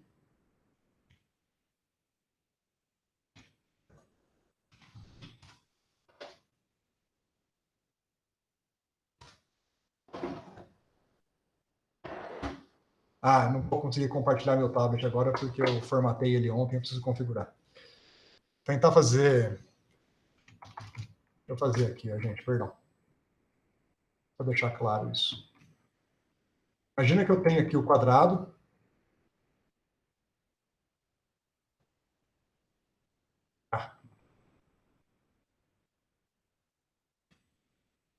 Enrolei aqui na construção do quadrado. Pronto. Eu tenho o quadrado de área 1 e eu vou colocar 2 pontos. Imagina que eu tenho um ponto aqui. A bolinha aqui é melhor.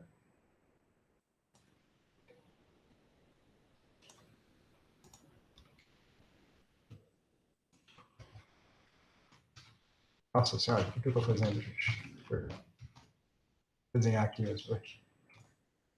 Imagina que eu tenho um ponto aqui e um ponto aqui. Aí eu vou quebrar essa área mais ou menos igual para os 2 pontos. Então, imagina que eu desenhei aqui.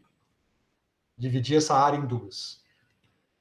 De tal forma que esse ponto é representativo dessa área e esse ponto é representativo dessa área. Qual é aproximadamente a área representada por cada um dos pontos? É a área total dividido por 2, certo? Se eu colocar mais pontos, coloco um ponto aqui, outro ponto aqui. Aí eu posso quebrar de novo essa área, colocar um ponto para cada região. Aí cada ponto representa 1/4 da área. Se eu colocar mais um ponto e vou quebrando, veja que eu estou pondo esses pontos de forma aleatória. Mais ou menos aleatória aí. Certo? De tal forma que cada ponto corresponde a uma área de tamanho A sobre o número de pontos. Certo? Se eu tiver um número muito grande desses pontos, a área correspondente a cada ponto vai ser um infinitesimal. Sacou? Então eu posso pegar, é o que está aqui, ó, que eu tentei esconder. Eu posso pegar esse dx dy e escrever como um ΔA finito, que é a área do quadrado, que é 1, dividido pelo número de pontos. Então, o meu infinitesimal, ele não é uniforme, não é bonitinho, ele é essa bagunça. Cada elemento infinitesimal corresponde a uma área deformada, não é um quadradinho bonito. Mas se o meu número de pontos for muito grande, o fato de não ser um quadradinho bonito é irrelevante. O importante é que a área em torno dele é pequena. A área na qual ele representa é pequena. Sacaram?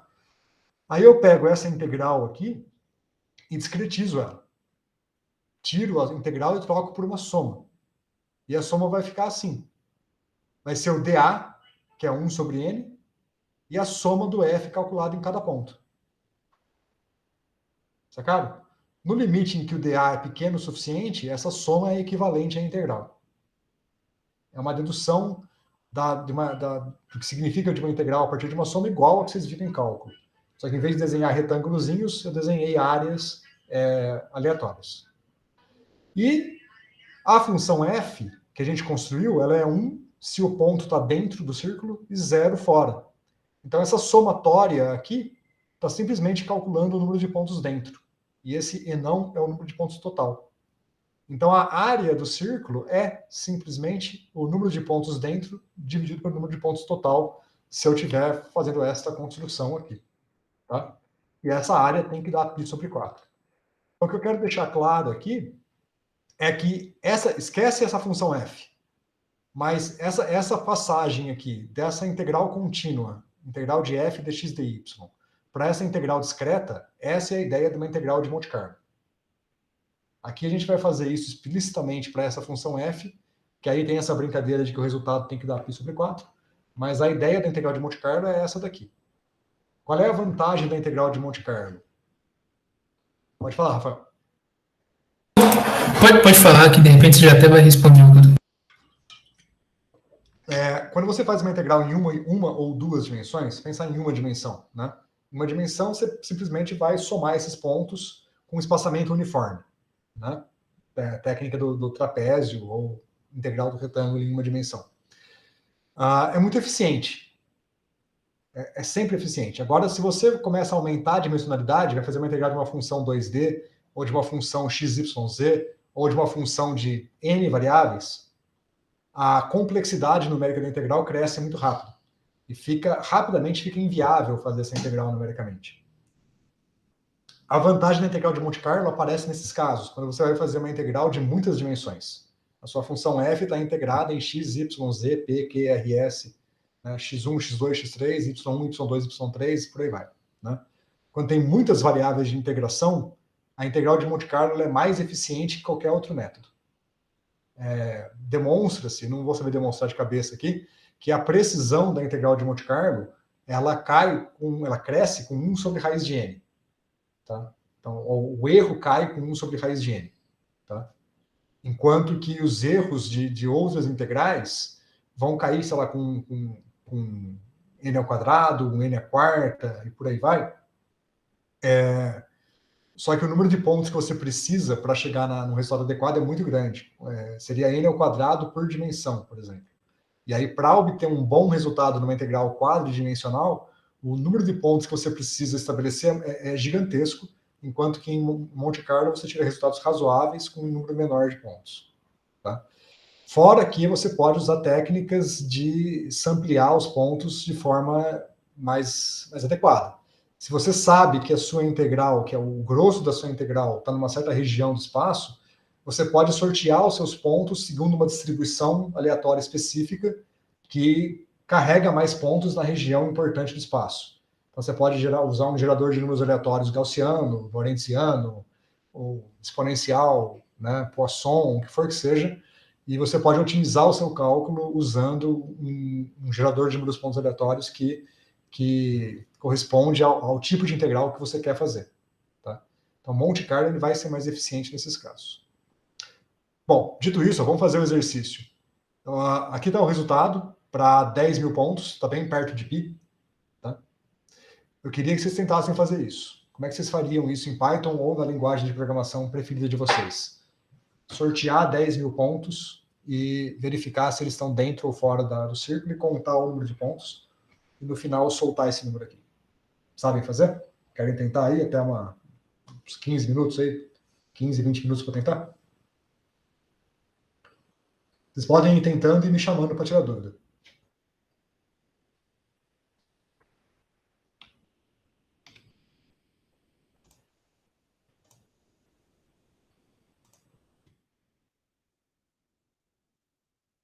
Eu vou tirar da tela aqui, porque eu quero dar uma olhada no código para deixar pronto para a gente discutir aqui. Mas estou aqui. Tá?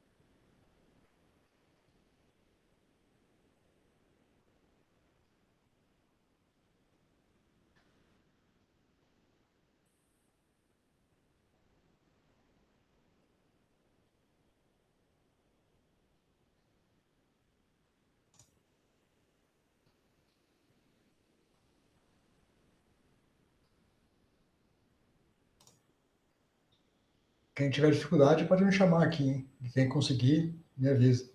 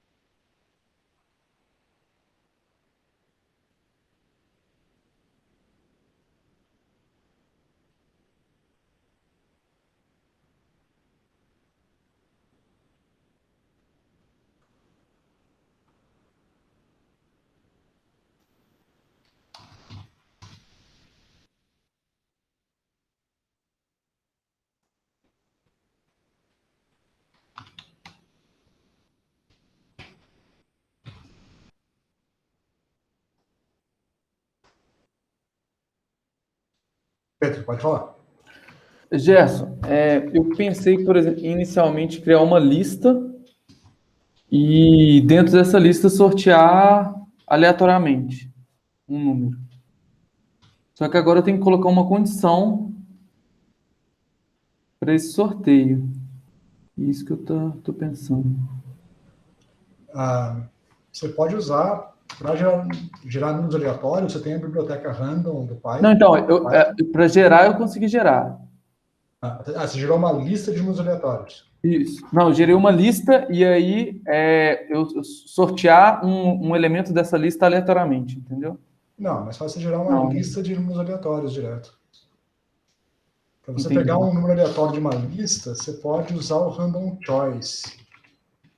Random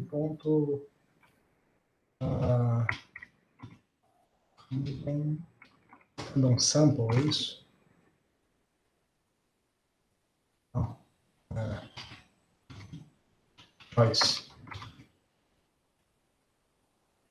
Você passa aqui, por exemplo, uma lista, sei lá, os pontos 1, 2, 3, 4, 5, 6. Ele retorna um elemento aleatório dessa lista. Chegou? É que eu estava usando o rand_int. E aí eu criei a lista com, por exemplo, num intervalo de 1 a 100, mas beleza. Mas falta você chamar o random, que já retorna um número aleatório entre 0 e 1. Só uma pergunta aqui, Gerson. Para fazer em cartesianas ou eu posso fazer já pensando em coordenadas polares? Sim, de certa forma tem dois jeitos, né, de se fazer aí, né? Não cartesianas. Pra gente... Tá bom. Pra gente realmente perceber o lance da eficiência, tá? Não é para achar a melhor forma de fazer esta integral.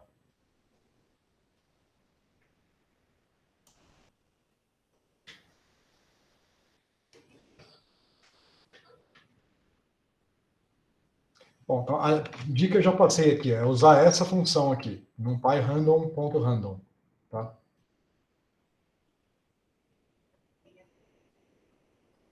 Aí o critério que o Pedro perguntou é x² mais y² menor que 1. Você tem que associar um número aleatório ao x, o outro ao y, e verificar se a distância da origem é maior ou menor que 1.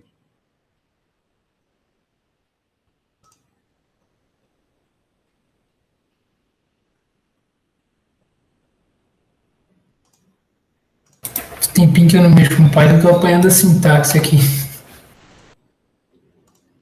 Pode perguntar, qualquer dúvida, pergunta. Desde que não seja qual é a resposta. Não, Google rapidinho. Como fazer filter, como pegar tamanho de lista, essas coisas. Coisa boba que eu não lembro. Tá, pode perguntar que eu falo aqui, é mais rápido às vezes que o Google.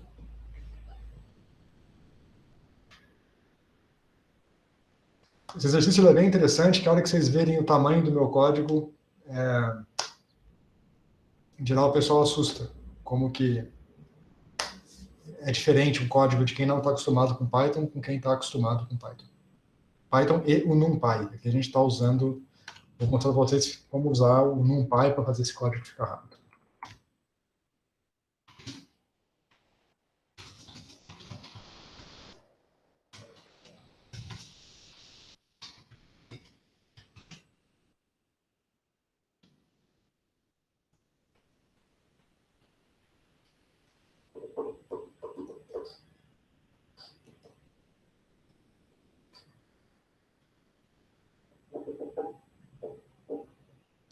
Qual é a estratégia que vocês estão usando?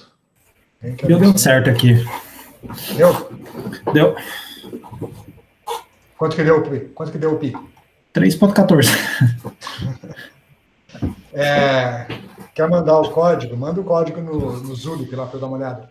Deixa eu ver aqui. Deixa eu só ajustar aqui que eu fiz algumas coisas que talvez não precisa. Deixa eu só limpar ele aqui um pouco. Quer dizer, você vai criticar bastante meu código, porque eu fiz ele super grande, dava para diminuir em pouquíssimas linhas. Você pode me mandar, talvez como mensagem... Bom, pode mandar aí para todo mundo. Só não colhem, tá? Não olhem a resposta dos maestros. Pode mandar no Zulip? Como é que é a solução? Para mandar no Zulip, em código Python, aqui na mensagem, vocês colocam 3 aspas para trás. Consegue ver aqui embaixo? Tá. Três frases. 3 frases, aí escreve Python, e aí coloca o código entre as 3 aspas aqui. Talvez criar um tópico aí, né? Vou criar um tópico. Isso, pode criar um tópico também.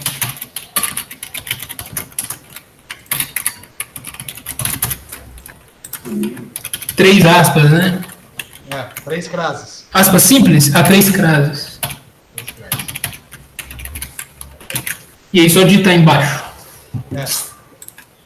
Tem que fechar as frases? Ele fecha sozinho. Não fechou Tá. sozinho? Quando você apertou Enter? Acho que é isso aí. O seu, você colocou Python. É 3 aspas, 3 frases, Python, e aí vai. Ah, desculpa. Tá.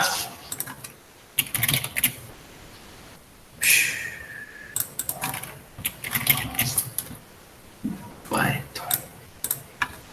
Isso, perfeito. Isso aí. Nem usei o NP, né? A gente usa o import no Py NP e sempre, mesmo que não use no Py. É que é para mandar o código aí? 3 frases, assim, ó, vou pôr aqui na Em tela. Python.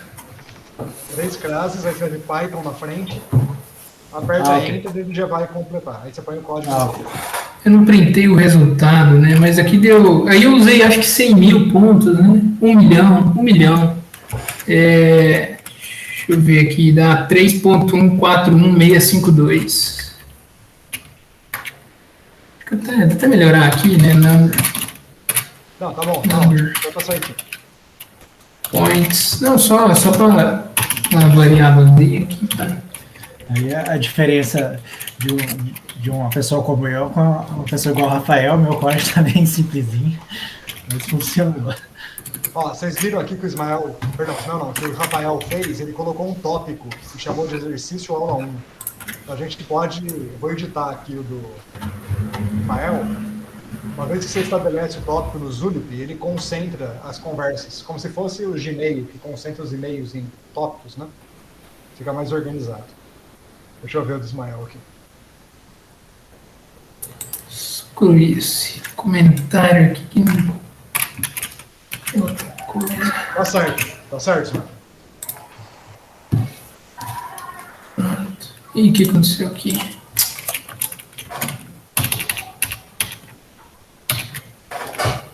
Vai. Beleza. Os outros estão conseguindo? Como é que tá? Bom, Rafael, vou tirar o seu som um pouquinho aqui. É, Pode falar, Bruno. pode falar? Faz tempo que eu não mexo com Python, acho que a última vez que eu mexi foi 1 ano já. Então eu basicamente não estou lembrando nada aqui. Tá.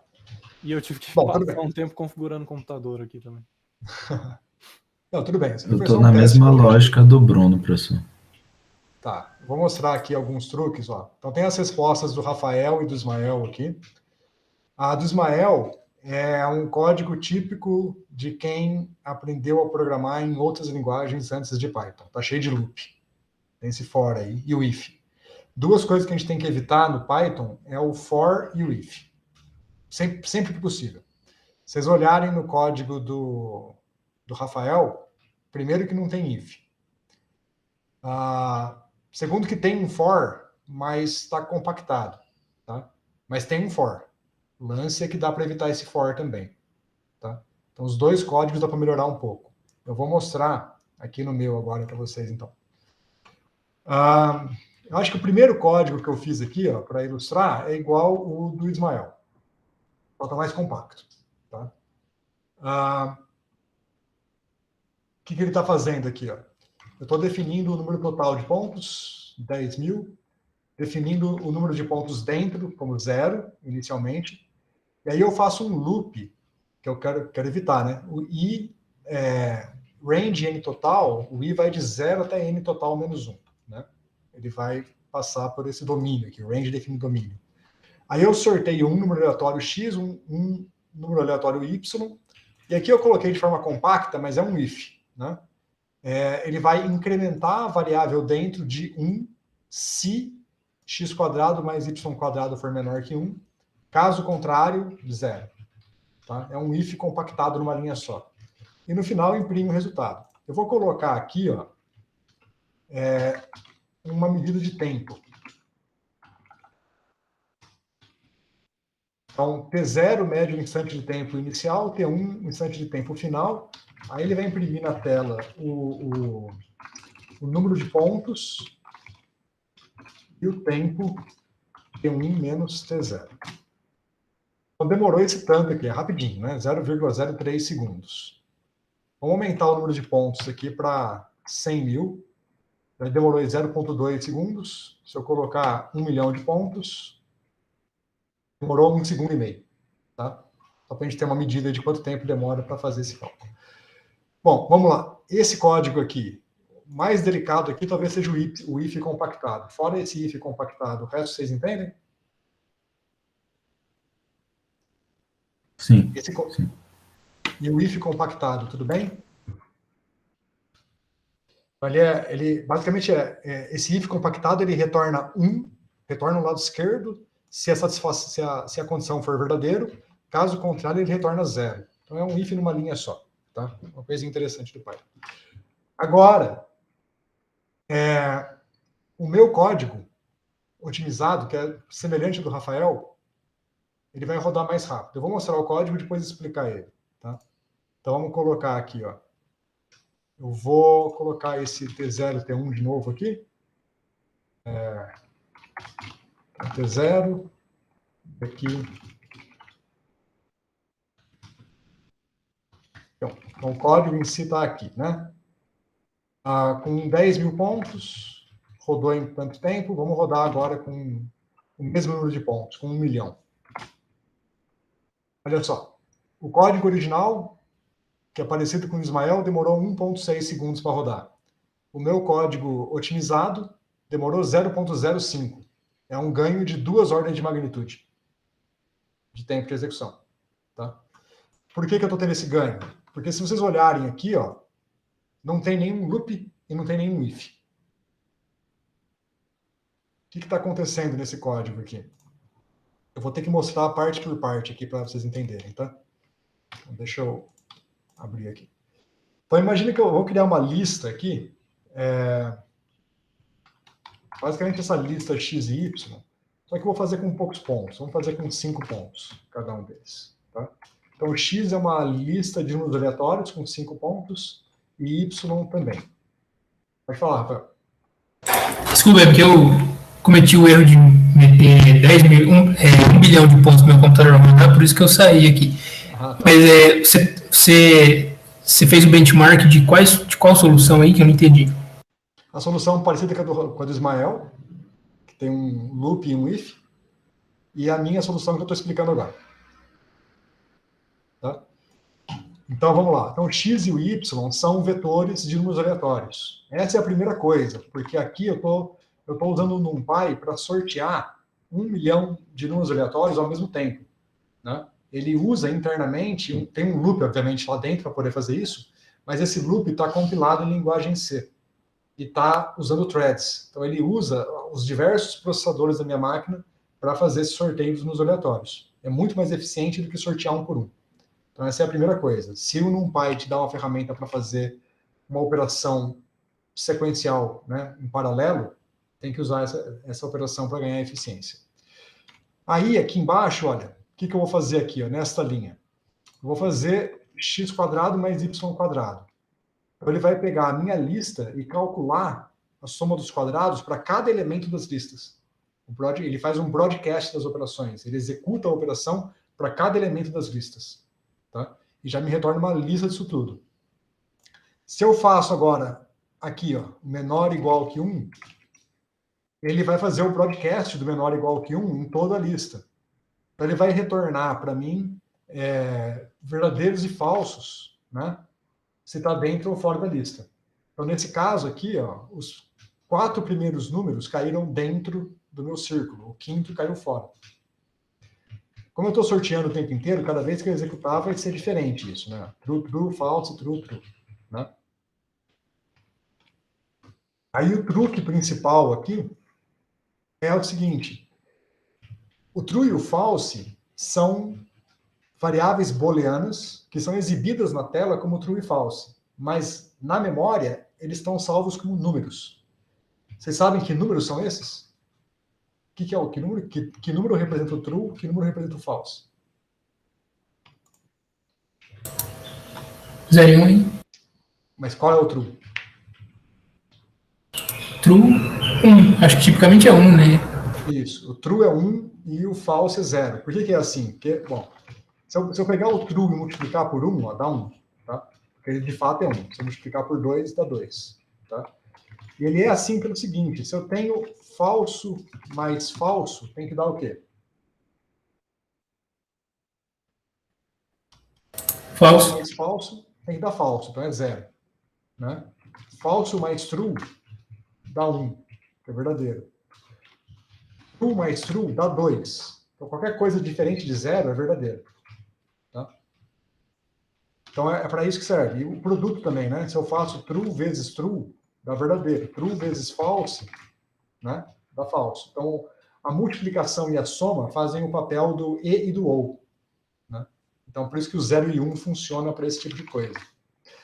Então, se eu pegar essa minha lista e multiplicar ela por 1, ela vira uma lista de zeros e uns. True, false, true, true, true. E se eu somar essa lista, eu tenho o número de pontos dentro. Só que para fazer essa soma, eu uso o NumPy Sum, que vai fazer por broadcast também. Nesse caso, deu 5, cada vez que eu executar vai dar um número diferente, né? Porque é aleatório. Então, aqui no código eu estou gerando os 1 milhão de pontos em paralelo, automaticamente, tá? Usando os threads do computador. Estou fazendo a verificação se está dentro ou fora, também usando o broadcast do NumPy. Tá? E fazendo a soma usando o recurso do NumPy, o NumPy Sum. Esse NumPy Sum também vai fazer essa soma de forma otimizada, de forma rápida, compilada em C e evita o loop. Então, o que eu quero dizer é, não é que você vai conseguir sempre evitar o loop, vai ter um loop dentro das funções do NumPy, mas o loop que está interno dos códigos do NumPy são mais eficientes do que o seu loop que está fora, sempre. Tá? Então, tem que explorar os comandos do NumPy para ganhar eficiência. E aí você tem esse absurdo, né, de 2 ordens de magnitude de diferença para esses 2 casos aqui. Pode falar, Pedro. Gerson, vocês poderiam explicar de novo o np.sum, que você está somando os dentros? O np.sum, ele soma a lista. Então, se eu tiver aqui os pontos, sei lá, 1, 4, 6, 6 mais 4, 10, mais 1, 11. Certo? Ele soma a lista. Mas nesse caso, sua lista são zeros e uns, certo? São zeros e uns, isso. Então, ele vai somar tudo, só que como não vai ter 0, vai ser só os que são uns, Isso. certo? Isso. Que são os pontos que estão dentro, né? Perfeito, entendi. Aí ele vai estar o total de pontos, entendi. Exatamente. Total não, número de pontos dentro. Número de pontos dentro, isso, certo. Gustavo?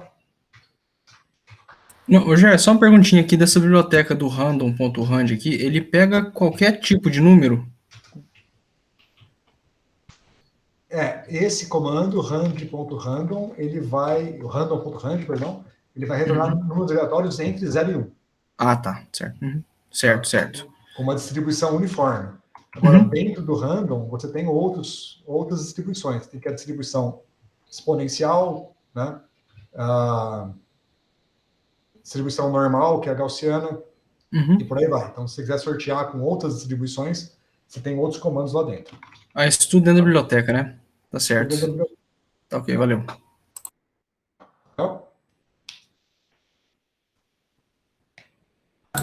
Curiosidade aí, código mais bonito não significa código mais eficiente. A minha solução, o time dela deu parecido com o do Ismael, que tem lá o for lá explícito lá, e eu usei lead comprehension.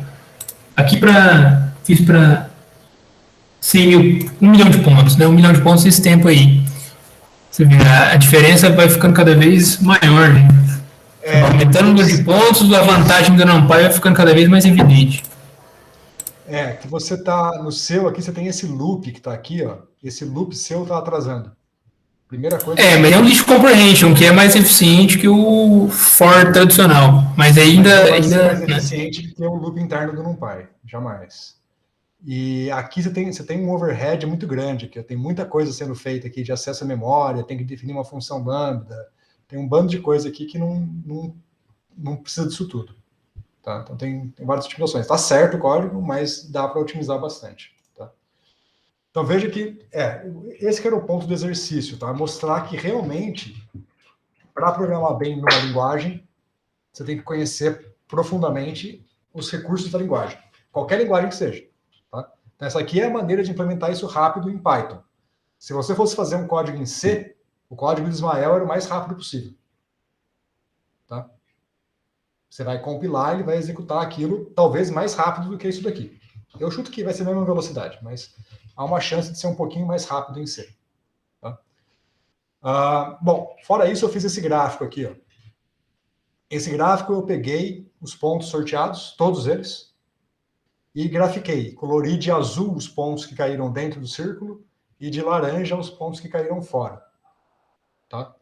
E aí você tem uma interpretação, né, da brincadeira que é muito parecida com o que está aqui. É a mesma figura que está aqui, né? Usei as mesmas cores. Né? Então, você tem essa... Né, se eu sortear menos pontos aqui, ó, sortear aqui 10.000 e fazer o gráfico... Perdão. Sortear menos pontos. 1.000. Então, com 1.000 pontos, o gráfico fica mais rarefeito, fica mais escondido. Né? Mas te dá uma ideia. Você veja que aquele lance das áreas...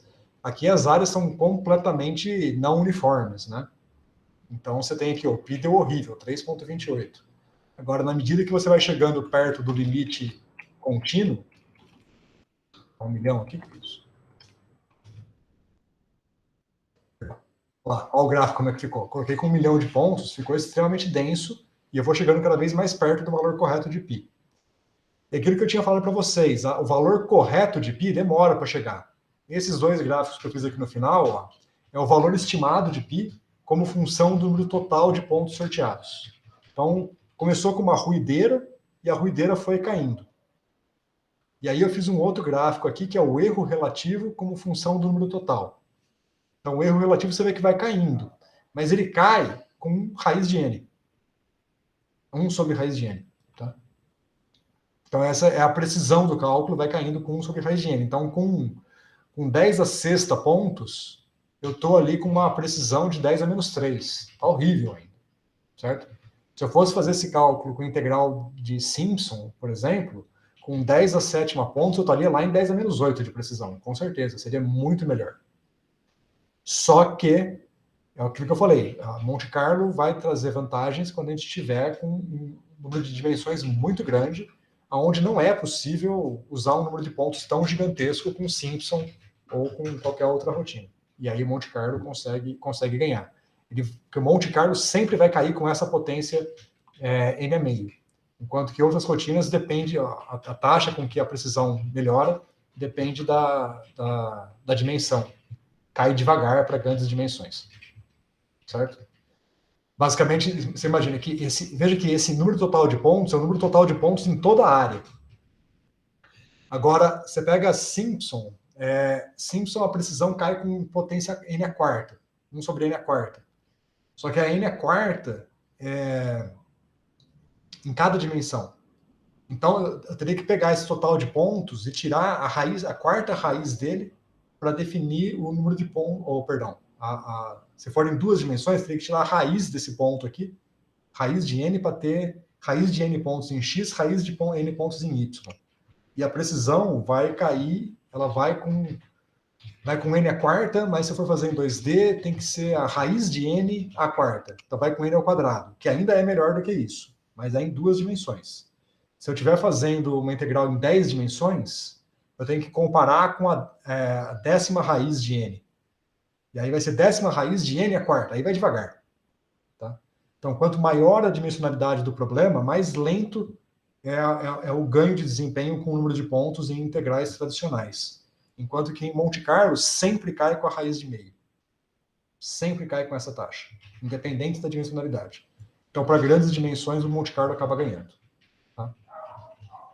Bom, Só para curiosidade aqui, essa raiz de meio aí é por causa do teorema central do limite, né? basicamente a desvio padrão. Certo. Então, o que eu queria passar para vocês agora, vamos fechar a aula, parar a aula por aqui. A gente continua na semana que vem. Na semana que vem eu vou passar também alguns fundamentos, mas eu vou mandar uma lista de tarefas para vocês já. Quem quiser se adiantando, já se adianta. E vou passar referências para vocês lerem, textos meus mesmo, e trechos de livros para vocês darem uma olhada para ir se adiantando. Quanto mais rápido a gente se adiantar nessa parte, mais rápido a gente vai passar para tópicos avançados, tá? Então, mas vamos ver, para a semana que vem, ou para assim que possível, queria que vocês tentassem fazer essa figura aqui. O código está escondido aqui, não vou mostrar. Pode ser? Mas não faz com esse tanto de pontos, não. Faz igual eu fiz aqui, ó, faz com pouco ponto, para ver ela rarefeita, e depois aumenta o número de pontos para ver ela bonita. Tá? Então, aqui para ver se a gente sabe. Esse exercício também é bem bobo, só para ver se todo mundo sabe fazer gráfico no PyPlot. Beleza? Bom, e é isso. Então, eu vou mandar lá no Zulip algumas coisas e a gente continua conversando por lá. E para a semana que vem, além disso, pensem nos projetos. Pensem em que tipo de projeto vocês gostariam de desenvolver aqui. Ok? É isso, gente. Até semana que vem, então. Valeu, Jorge. Falou, gente. Obrigado, professor. Falou, galera. Até Até, mais. professor. Boa tarde. Boa tarde.